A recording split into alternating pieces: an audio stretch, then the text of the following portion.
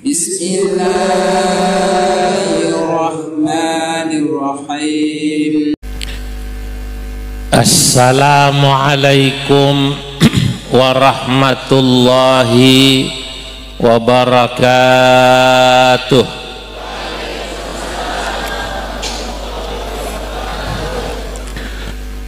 Alhamdulillahi rabbil alamin. Wassalatu wassalamu ala sayyidina wa habibina wa syafi'ina wa maulana Muhammadin wa ala alihi wa ashabihil ghurril mayamin wa man tabi'ahum bi ihsan wa man sara ala nahjihim min ayyamin madiyah ila yaumiddin, amma ba'du. Hadratal muhtaramin, para alim ulama, para umara, para masyayikh, saya mohon maaf tidak bisa menyebut satu persatu namanya.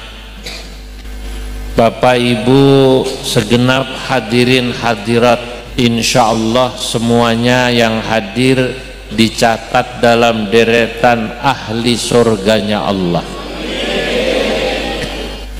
Bapak Ibu segenap hadirin hadirat, kula pun boten istiqomah ngaji kitab. Sebelum jadi waketum PBNU masih lumayan saya. Di Katib masih banyak ngaji kitab ya. Sebelumnya lagi masih lebih istiqomah.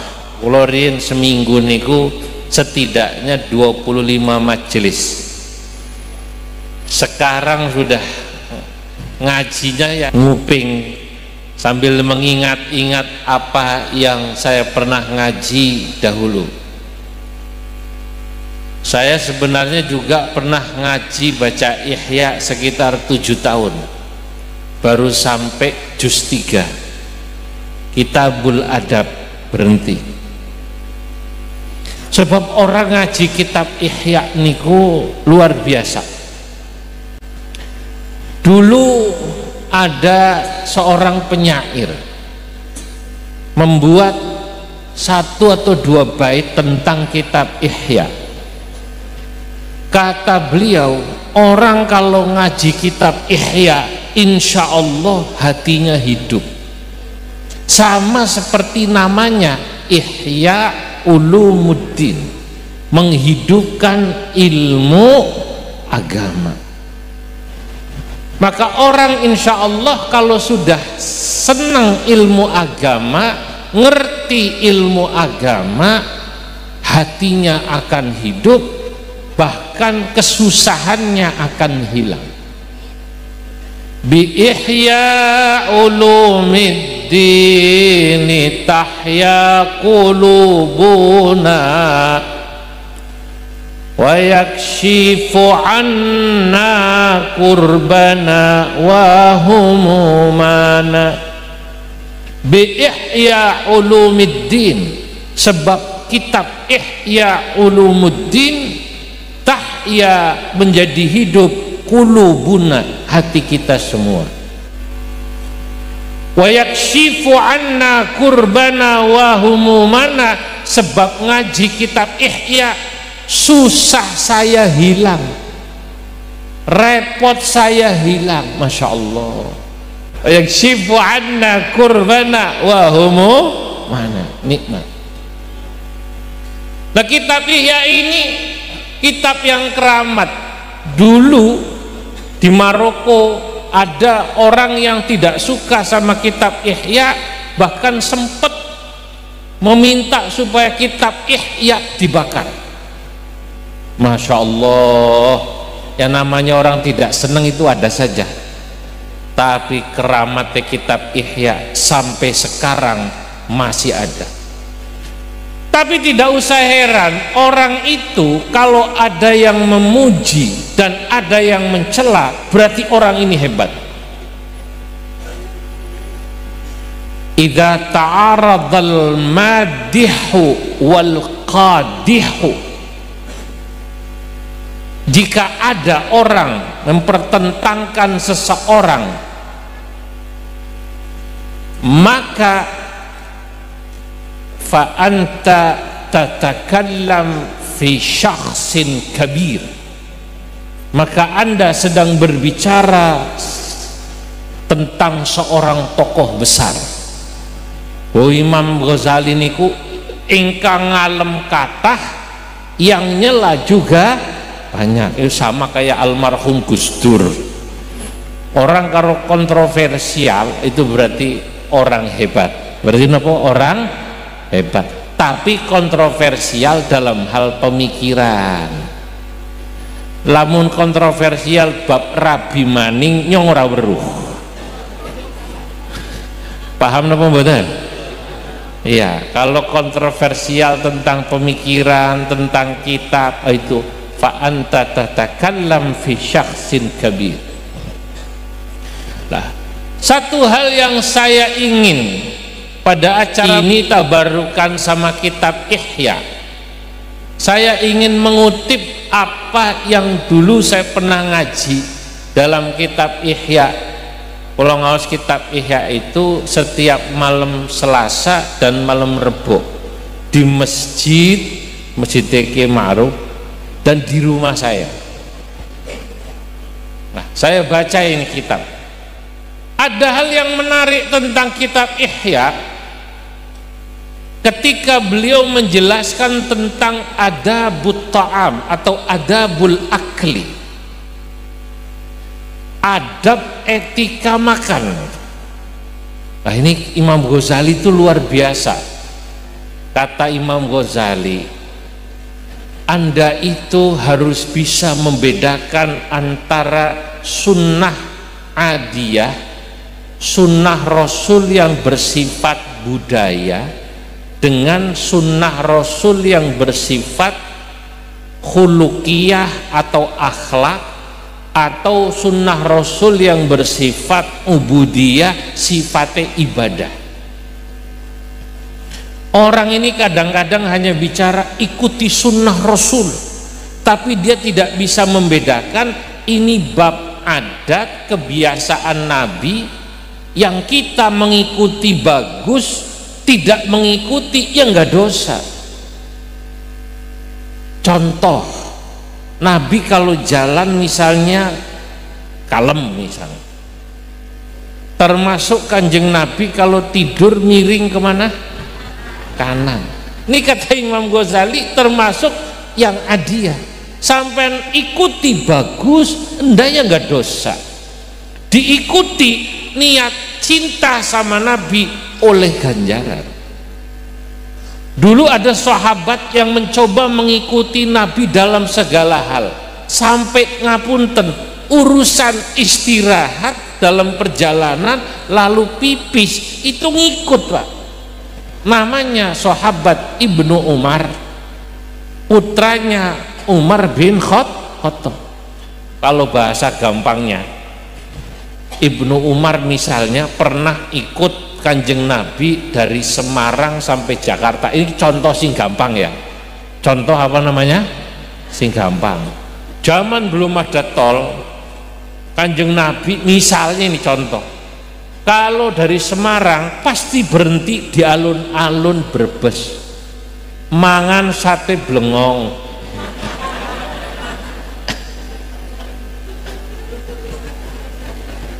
Saya soalnya pernah ingat makan sate blengong, pedes, makanya nggak pernah lupa. Masya Allah, mantep. Lah Ibnu Umar ya berhenti pada saat Nabi sudah wafat, melakukan perjalanan berhenti sebentar. Nabi dulu berhenti di sini, lalu istirahat, lalu buang air kecil.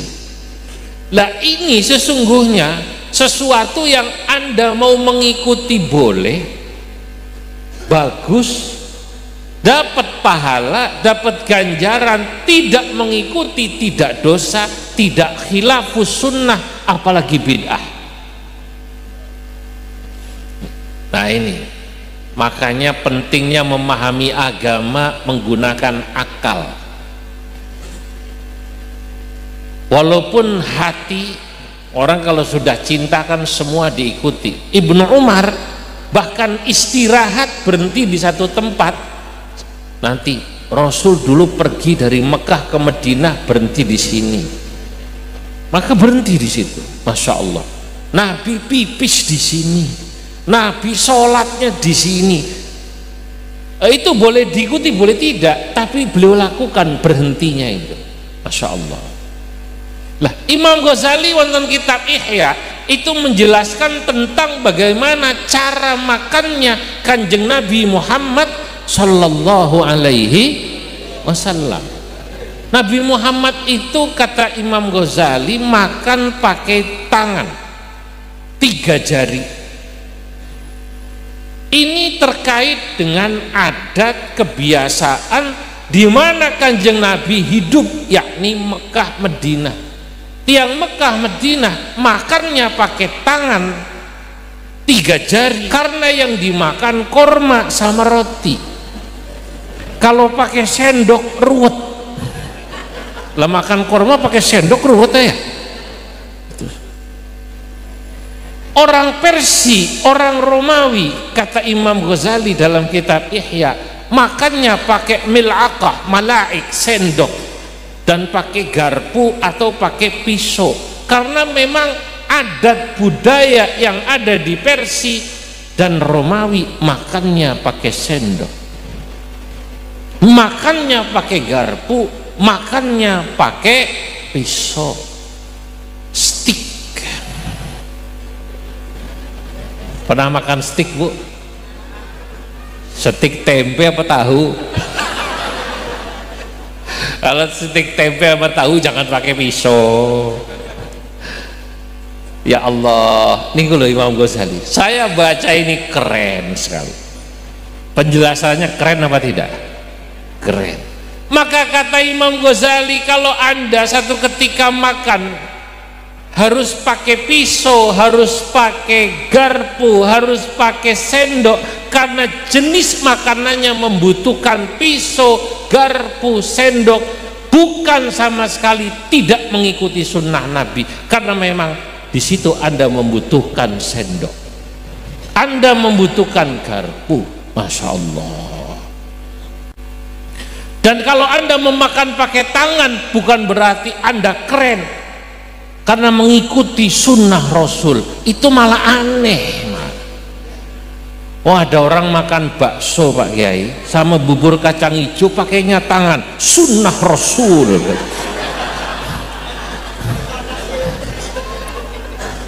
Belas Islam jadi nggak indah terlihatnya. Ini kata orang-orang yang kuliah di Barat disebut yang terlihat the ugly Islam. Jangan manggut-manggut paham nama boten ya. Islam sih ngelek itu loh. Lo orang makan bakso kok hanya ingin menunjukkan saya umatnya Kanjeng Nabi makan bakso, makan bubur kacang hijau pakai apa? Tangan, sunnah Rasul gitu. Malah jelei. Apa namanya? Jelei.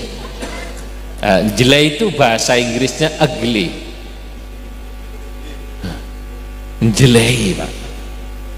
Nah, bagaimana Imam Ghazali Masya Allah menjelaskan sunnah Rasul, Pak?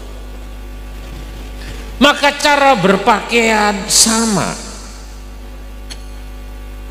Wong Jawa karena memang barangkali di sini pohon banyak, bambu banyak, itu sarung, itu baju, motifnya batik. Ada motif kembang, ada motif bambu pring. Arab orang no pring, makanya bajunya polos. Betul apa tidak? Iya, pakaiannya polos. Itu terkait dengan adat. Maka Masya Allah, beliau menjelaskan pada kita bagaimana kemudian Islam ini bisa diterima di seluruh budaya, di seluruh negara, karena orang harus bisa membedakan yang kita mesti ikuti betul-betul dari Nabi, utamanya sunnah khuluqiyah dan sunnah ubudiyah. Adapun sunnah adiyah, Anda mau ikuti bagus, tidak apa-apa. Saya kalau makan pecel lele, enaknya pakai tangan apa sendok? Sunnah Rasul. Masuk, cocok, betul apa tidak? Tapi ini bakso pakainya sendok. Sayur asem yang dibawa santri itu ya bagusnya pakai sendok. Kalau tidak dibawa santri, Pak Kiai. Masya Allah. Nah itu kan namanya orang memahami Islam yang indah, Pak. Nah, saya banyak membaca kitab Ihya. Salah satunya nanti bab muamalah itu. Imam Ghazali itu menjelaskan kalau ada orang mau warok itu ya bagus, tapi terlalu warok berlebihan sampai tasyaddud membuat hidup menjadi susah, itu berarti dia membuat agama Islam ini tidak indah. Contoh, anu wong mau nerima uang, ada orang beli, dia jualan, kok pakai ditanya dulu, sebentar sampean duitnya konti PNS apa swasta? Kalau jualan lalu ada yang beli gitu, lalu pembelinya ditanya, sampean PNS apa swasta? Swasta. Swastanya apa? Tanya lagi. Terlalu detil begini malah menyulitkan. Lamun sing tuku PNS, sampean apa? PNS, baik. Iki dari gaji apa duit sing jelas apa ora jelas? Wah, ora sida wis. Repot apa tidak? Kata Imam Ghazali, dulu Kanjeng Nabi dan sahabat bermuamalah, Pak. Jual beli itu nggak pernah pakai nanya yang beli itu kafir apa muslim, kemudian yang beli ini uangnya dari mana, kecuali dia lihat dengan mata kepala dia sendiri, kecuali orang yang ngomong baru dia tolak, gitu loh, Pak. Kalau saya karena memang levelnya masih level begini, pakainya ahlud dalil wal burhan. Secara dalil yang seperti ini dohirnya bisa diterima, kecuali ahlul kashfi wal iyan. Kata Imam Asy-Sya'rani dalam kitab Lataiful Minan wal Akhlaq, dan itu diulangi dalam kitab Al-Yawaqid wal Jawahir fi bayani aqaidil akabir, an-nasu aw al-khalqu qismani, imma ahlud dalil wal burhan wa imma ahlul kashfi wal iyan. Manusia ini secara umum terbagi jadi dua kelompok, kata Imam Sya'rani. Ahlud dalil wal burhan, patokannya dalil, zahirnya apa, yaitu yang dilihat. Ada yang ahlul kashfi wal iyan, mukasyafah, Pak.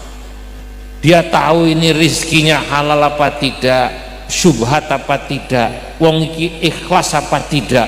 Itu karena memang mukasyafah.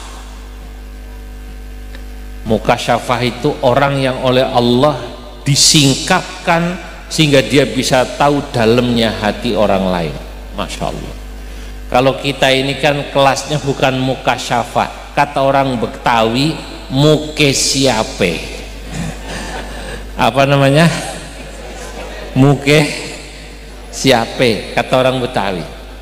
Nek kalau orang mukasyafah seperti Imam Al-Muhasibi.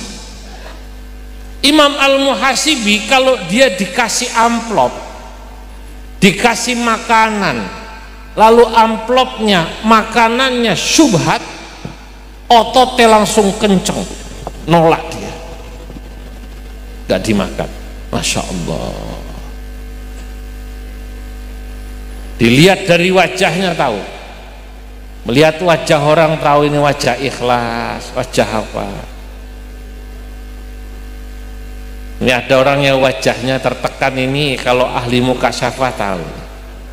Yang wajah tertekan mana coba ya? Wajah tertekan punya keinginan kawin lagi tidak tercapai. Itu wajah tertekan. Masya Allah. Nah kalau ukurannya ahlud dalil wal burhan, ya seperti tadi muamalah niku, dilihat ya orang ini tidak bilang dapat nyolong, dia beli ya diterima Pak. Kecuali Masya Allah orangnya ngomong, Mas saya baru nyolong, saya mau beli ya, baru nyolong ini. Nah itu baru dia boleh tolak itu. Kecuali wong ndablek sing nyolong kowe kurang ngerti urusanmu kok rene duite. Nah itu repot ini. Nah inilah bagaimana menjelaskan Al-Ghazali tentang sunnah adiyah, sunnah muamalah, sunnah khuluqiyah. Nah, banyak orang yang kadang-kadang menganggap bab yang adiyah seakan-akan itu bagian daripada ubudiyah atau termasuk bahkan bagian daripada khuluqiyah. Sekarang saya mau tanya, miara jenggot kira-kira, miara jenggot, dua jenggot ya, jenggot itu bagian daripada khuluqiyah nopo adiyah? Khuluqiyah nopo adiyah? Adiyah. Kalau orang Arab memang jenggoten itu ganteng Pak, ganteng. PBNU kedatangan tamu Imam Ahmad bin Ali Al-Hudayfi, putrane Imam Hudayfi yang biasa ngimami Masjid Nabawi niku lho. Usianya udah 80. Imam Hudayfi niki putrane. Imam Hudayfi saya haji tahun 2004, 20 tahun lalu niku pun sepuh, udah hampir 60-an atau bahkan 60. Tapi kalau ngimami niku enak nih. Kasetnya terkenal ya dulu ya. Al-Haqqah Mal-Haqqah Kadzabat Thamud wa 'Adun bil-Qari'ah fa amma Thamud fa uhliku bit-Taghiyah wa amma 'Adun fa uhliku birihin sarsarin 'atiyah. Halus gitu. Nah, ini putranya niku ya punya jenggot tapi tidak panjang sekali. Memang orang Arab Masya Allah pakai jenggot itu cakep Pak. Kulo badhe ngikuti niku kok ngaca bolak-balik kurang pantas Kiai. Ya wis lah, belum pantas Pak ya. Alhamdulillah ini adiyah Pak. Jadi kadang-kadang yang semacam ini bab urusan jenggot, bab urusan makan pakai tangan seakan-akan dijadikan min a'zami wajibatiddin, seakan-akan ini urusan agama yang paling utama. Makanya saya ditanya bab nasab, ya boleh-boleh aja, sampean percaya boleh, enggak percaya ya boleh, karena menurut saya itu bukan bagian min a'zami wajibatiddin. Sampean percaya boleh, enggak percaya enggak apa-apa. Faman syaa falyu'min wa man syaa falyakfur. bahare tawil niku nggih. Fa innal muhibba lil habaibi yaktafi. Nah, sing arep ngandel jare Habib kuwi nyambung ya mangga, sing ora ngandel ya mangga. Nah, urusan perilaku orang yang jelek, mbok Habib mbok kiai, lamun elek pasti masyarakat ora seneng. Betul apa tidak? Nah iya, orang biasa kalau akhlaknya bagus orang seneng, apalagi orang yang alim nasabnya bagus akhlaknya bagus ya seneng. Sebaliknya, nah saudara-saudara, inilah yang harus kita bedakan. Justru sunnah yang harus saat ini kita sampaikan kepada halayak ramai, bagaimana kita bisa menjelaskan Islam lewat Nabi Muhammad sallallahu alaihi wasallam. Islam itu agama yang indah dalam segala hal, dalam segala hal, dalam muamalah, dalam politik itu indah, Pak. Sekarang kalau kita bicara tentang syaklud daulah, bentuk negara, bentuk negara ini Nabi dulu pernah membentuk negara seperti negara Indonesia, Pak. Mirip. Di Madinah ada orang Yahudi, di Madinah ada orang Nasrani, suku-suku banyak. Oleh Nabi disatukan, kemudian disepakati sebuah kesepakatan bersama namanya Mitsaqul Madinah, piagam Madinah. Jadilah kemudian Nabi pemimpin di sana. Semua orang yang tinggal di Madinah punya hak dan kewajiban yang sama, harus dihormati hak-haknya, kewajibannya harus dipenuhi. Lah Indonesia ini mirip seperti negara Madinah. Wong Islam, wong Kristen, wong Hindu, wong Buddha, siapapun berhak tinggal di Indonesia. Betul? Siapapun di Indonesia, dia punya hak yang sama untuk dipilih dan memilih. Kalau dia mau nyalon, nyalon aja kalau ada yang milih. Kan begitu kan? Ya hak-hak orang saja, silahkan. Nah, makanya saudara-saudara, kalau ada orang yang mengatakan negara bentuknya harus khilafah, berarti dia harus membaca lebih dalam tentang bagaimana piagam Madinah itu. Karena agama Islam itu yang dibahas adalah nilai keadilannya. Karena sebuah negara dimanapun seorang hidup, dia harus bisa menjamin rakyatnya di situ mendapatkan keadilan.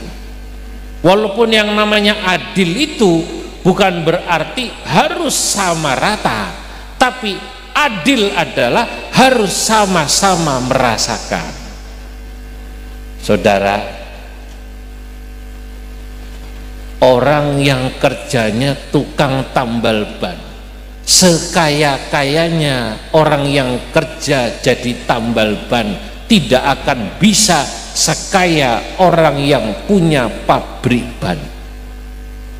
Betul apa tidak? Oh, sekaya-kayanya supir bis tidak akan pernah bisa rizkinya, pendapatannya melebihi atau bahkan menyamai pemilik bis.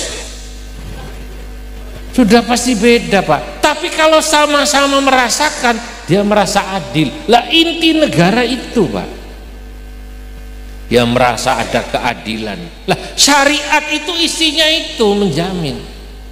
Makanya NU menyampaikan bahwa syaklud daulah, bentuk negara itu dalam Islam diserahkan kepada kearifan lokal. Arab Saudi bentuknya negara kerajaan, Emirat Arab modelnya imarat, kerajaan-kerajaan jadi satu, kan ngaten nggih? Malaysia modelnya begitu, silahkan. Indonesia bentuknya Negara Kesatuan Republik Indonesia. Orang Brebes bilang NKRI, lah begitu.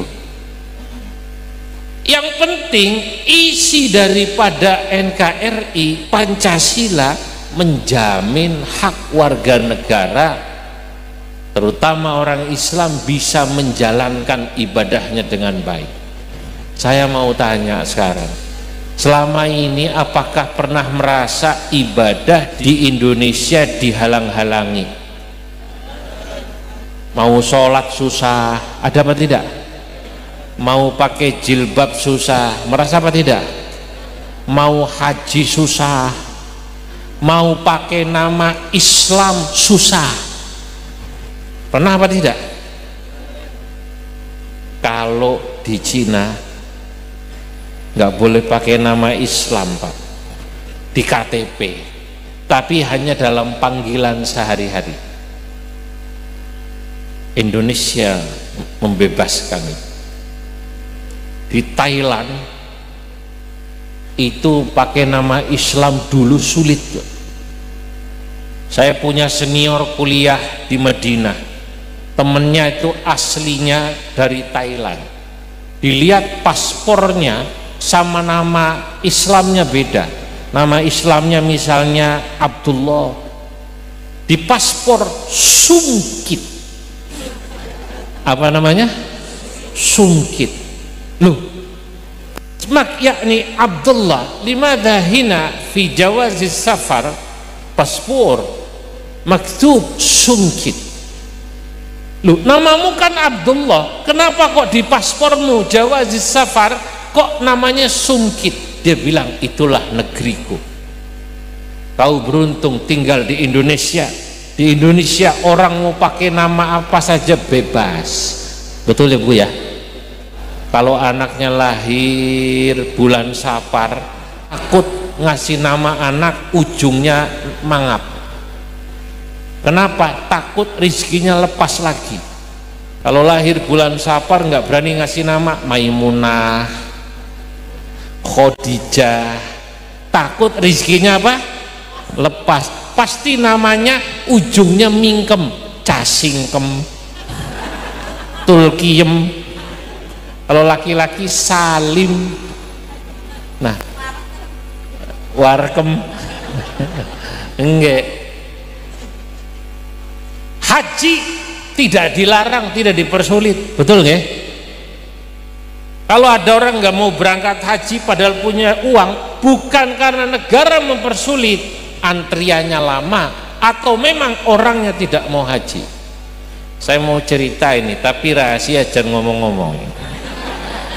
Sekitar 20 tahun lalu, sebelum haji semacam ini antrinya panjang, saya pernah diundang walimatus safar, ya. Niku walimatus safar yang haji niku sepuh-sepuh, umurnya 70, 80, swidak paling enom. Saya nanya sama masyarakat, ini kok yang haji tua-tua ya, kata saya. Begini Pak Kiai, orang sini punya kepercayaan, kalau masih muda pergi haji biasanya cepat mati. Sampean itu bener Kiai. Iku ya arane kaji sodikin, mangkat haji umur 40, pulang haji sembulan meninggal. Di sana ada lagi yang muda, Haji Ali, umur 30, pulang seminggu mati. Makanya orang sini haji rata-rata umure 60, 70, 80, kalaupun pulang mati ya pantes. Ya Allah. Nah, Indonesia Pak, ini negara ini luar biasa, mulu dan gak berhenti-berhenti. Islam di sini betul-betul dijalankan, bukan saja kemudahan-kemudahan menjalankan syariatnya. Islam kalau kita lihat di Indonesia ini, apa yang diajarkan Nabi, khuluqan wa syariatan, akhlak Nabi, syariat yang diajarkan Nabi, kecuali mungkin beberapa adat kebiasaan ya, maka Anda bisa ikuti di sini, semua ada. Kalau Nabi dikatakan Masya Allah, orangnya akhlaknya bagus, penuh senyum. Wa idza tabassama an mithli habbil ghamam wa idza takallama faka'anna ad-durru yasqutu min dhalikal kalam. Kanjeng Nabi itu kalau bicara, ya Allah, penuh senyum. Lah, sekarang kalau lihat orang yang banyak senyumnya itu orang Indonesia, Pak. Orang Indonesia itu kalau lagi di Mekah, haji, umroh, orang sana-sana bilang, saya tidak bisa melupakan keramah tamahan orang Indonesia itu. Hasyun basyusyun, hasyun basyusyun, penuh senyum orang Indonesia. Di Arab, tawaf kakinya keinjek tidak marah, malah yang injek dimintain maaf. Pak, maaf kaki saya keinjek.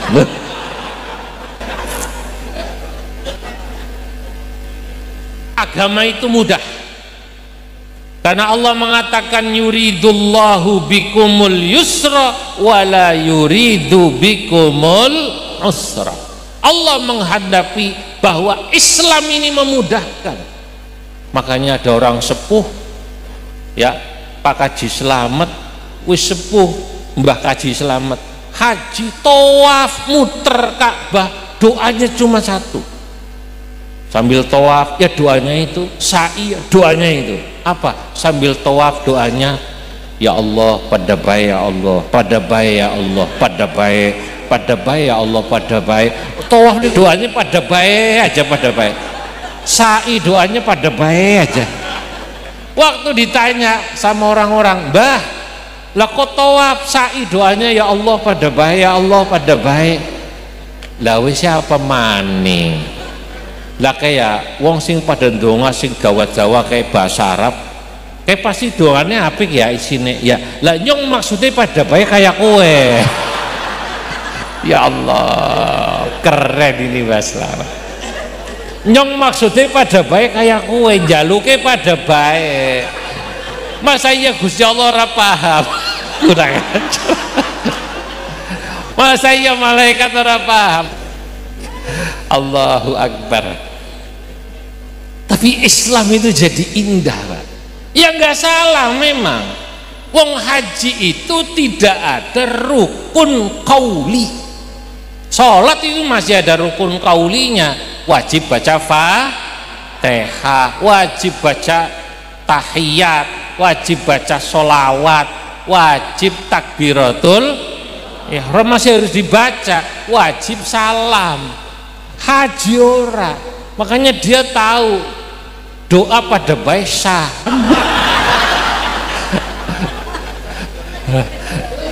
Lah petani bawang kok suruh ngapalin doa panjang-panjang, betul apa tidak? Doanya ya Allah pada baik, ya Allah. Keren wes. Jadi kalau Nabi itu katanya orangnya ramah, hasyun basyush, maka orang Indonesia lah itu yang mencontohkan akhlak Nabi yang ramah, nggak pernah marah, Pak. Orang sana itu pasti kalau tahu Indonesia, Masya Allah. Saya pernah satu malam sambil menunggu melempar jumrah, mabit di Mina, Jamarat nih, sekitar kanan kiri. Saya nunggu. Samping saya ini ada orang Arab, pakaiannya gamis, ada tudungnya. Saya pikir ini pasti orang Maroko atau Aljazair atau Mauritania dari pakaiannya. Ada jalabiahnya, jalabah itu. Saya sapa, assalamualaikum. Waalaikumsalam. Maghribi, hadratak maghribi, panjenengan dari Maroko? La, kata beliau, bukan. Aljazairi, panjenengan dari Aljazair? La, bukan. Mauritani, apakah panjenengan dari Mauritania? La, bukan. Piyambake membercandai saya, suruh nyebut terus. Kulo nyerah. Ana Saudi, saya orang Saudi, kata beliau. Lakin walidi wa ajdadi ja'u min Uzbek, tapi bapak saya, kakek saya asalnya dari Uzbek, karena wajahnya memang putih ganteng. Beliau langsung menebak saya karena saya sarungan. Andunisi, ayo Andunisi. Indonesia ya Indonesia. Jakarta, ayo Jakarta, ya saya dari Jakarta, asimatul bilad. Apa kata beliau? Ana ruh Jakarta marrah, saya pernah ke Jakarta sekali. Ana ruh Puncak, saya pernah ke Puncak. Tahu Puncak juga kayaknya? Tahu Puncak, insyaallah. Ana ruh Bandung, saya pernah ke Bandung. Apa kata beliau? Ana walau zurtu marrah Indonesia, saya walaupun hanya sekali ke Indonesia, ra'aituhum dzu khuluqin. Kalimat ini saya catat betul. Tapi saya melihat orang Indonesia rata-rata dzu khuluqin, akhlaknya bagus. Begitu beliau bilang begitu, hidung saya maju 2 cm. Di alam Indonesia, Pak. Saya merendah. Tapi orang Indonesia itu, Pak, jujur ya, kalau ibadah sama ilmu sepertinya kalah sama orang Saudi. Saya bilang begitu. La. Kata dia, al-muhim yakni finnasi khuluquh. Manusia itu yang penting akhlaknya. Lu Kanjeng Nabi itu dipuji oleh Allah dalam Al-Quran, ma'annahu kamilul aqli wa kamilus sifat wa kamilul ilmi, lakin ats-tsana'u minallahi ta'ala fi nabi Muhammad sallallahu alaihi wasallam, fi nabina Muhammad huwa fi kamali khuluqi. Nabi itu, kata Said Muhammad dalam kitabnya Muhammad al-Insanul Kamil, nah Kanjeng Nabi itu ilmunya sempurna, akalnya sempurna, tapi Allah memuji dalam Quran itu akhlaknya, Pak. Wa innaka la'ala khuluqin azim. Bukan berarti ilmu tidak penting, bukan, tapi ternyata orang itu kesan pertama pada orang lain adalah akhlaknya. Jenengan ilmunya tinggi tapi sombong, orang nggak seneng, Pak. Betul. Jenengan sugih, kaya, tapi ndangak terus, orang tidak ada yang senang. Jenengan punya jabatan tinggi tapi adigang adigong adiguna, tidak ada yang senang. Tapi begitu panjenengan akhlaknya bagus, Anda akan dihormati orang. Itulah Kanjeng Nabi.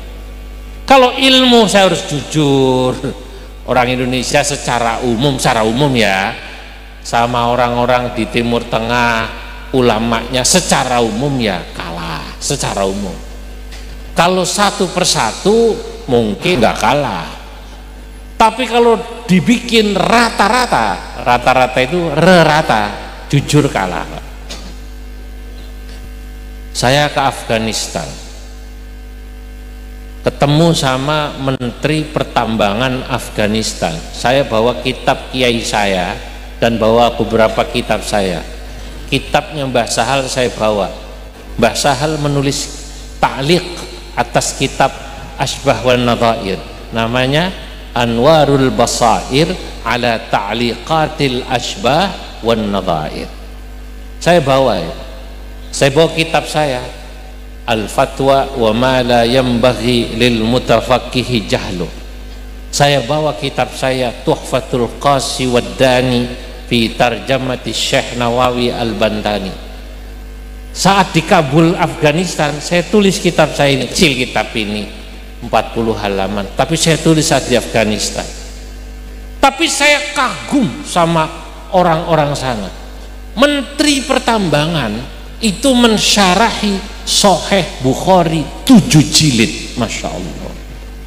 Menteri Pertambangan, ya. Bagaimana menteri agamanya itu? Ya Allah, izin saya, ya Allah. Ulama itu baru ulama Afghanistan, belum ulama Maroko, ulama san alim-alim. Bab ilmu secara umum orang sana hebat, Pak. Ya, orang kita ini kalau nggak mondok bener pasti ngajinya pas-pasan, betul nggak? Ya lumayan lah, alhamdulillah. Bahasa Arab sebagai bahasa utama untuk memahami Quran, hadis, yang pinter ya pasti yang mondok. Mondok pun itu kalau sudah aliyah, lalu pasca aliyah dan pondok salaf baru kuat. Sekarang kalau cuman sanawiyah, berat. Sanawiyah, lalu nggak lagi ngaji, ya bahasa Arabnya pas-pasan. Pergi haji, umroh, keluar dari masjid, ibu-ibu ditawari kudungan. Siti Rahma, khomsa real, dilihat tangannya 5. Arab nawar rong real, bahasa Arabnya bingung. Untung ingat sholat subuh, wan rok'ata ini. Maksudnya riala ini jadi rok'ata ini. Untung yang dagang paham. Akhirnya dijawab, la salasa rakaat fardhu lillahi ta'ala, Allahu akbar. Nek gelem telung real jadi salasa rakaat. Saking senengnya dikasih jawab mustaqbilal kiblah lillahi ta'ala. Nah, ini saudara-saudara. Jadi orang Indonesia ini, kata bapak tadi itu, yang beliau katakan, saya walaupun baru sekali, ana walau zurtu marra Indonesia, saya walaupun baru sekali ke Indonesia, lakin ra'aituhum dzu khuluqin, saya lihat orang Indonesia itu akhlaknya bagus-bagus, senyum, ngalahan. Lu kadang-kadang saking apik wong Indonesia sering go kalah-kalahan, Kiai. Paham napa mboten? Padahal orang Indonesia akhlaknya nggak say. Kalau di Arab sana terkenal, Pak, nggak pernah ribut. Di masjid pernah lihat orang Indonesia di Masjid Nabawi, di Masjidil Haram ribut hanya karena tempat sholat. Pernah lihat apa tidak? Nggak ada. Di toilet Masjidil Haram, Masjid Nabawi ada nggak yang gedor-gedor ribut? Nggak pernah ribut orang Indonesia, karena mau ribut nggak ngerti bahasa Arabnya.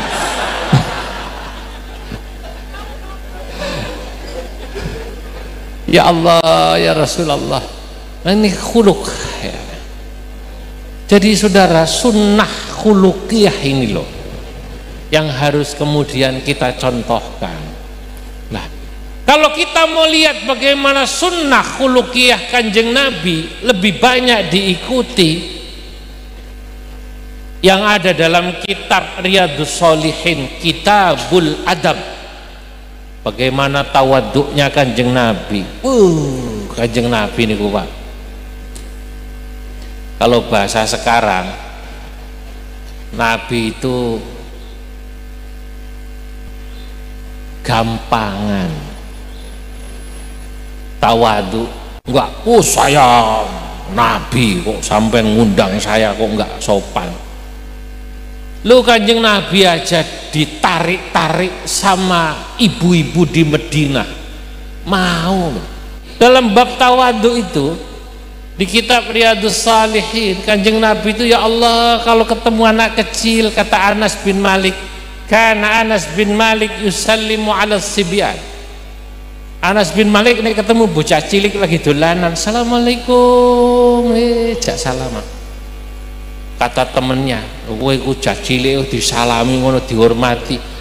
Karena Rasulullah sallallahu alaihi wasallam yaf'alu dzalik. Kanjeng Nabi kayak kiye, kayak kon.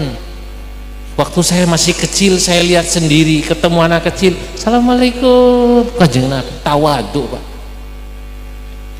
Sama nenek-nenek, ibu-ibu, ingkanat amatun min ima'il madinati la ta'khudhu biyadi Rasulillah sallallahu alaihi wasallam fatantaliku bihi haitsu sya'at. Hadisnya seperti itu, kata Anas bin Malik lagi. Kanjeng Nabi niku ditarik-tarik sama ibu-ibu. Kanjeng Rasul mriki diajak selfie loh, kalau bahasa sekarang. Kalau baca sekarang diajak apa namanya? Selfie, diajak foto, diajak apa, mampir nggih. Kanjeng Nabi tawadhu. Nah, Islam yang semacam ini yang mesti harus kita perlihatkan, selain tentu bagaimana mengikuti sunnah Nabi dalam bab ubudiyah, dalam bab ibadah. Nah, jadi saudara-saudara para rawuh, apa yang ada dalam kitab Ihya Ulumuddin,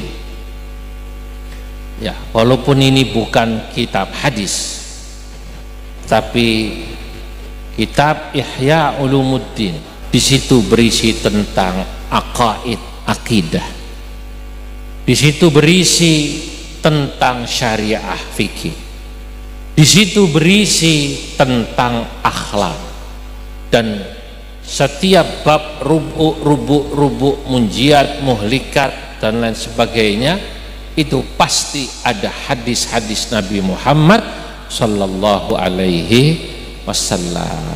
Mugi-mugi manfaat. Mohon maaf atas segala kekurangan. Wallahul muwaffiq ila aqwamit thariq. Wassalamualaikum warahmatullahi wabarakatuh.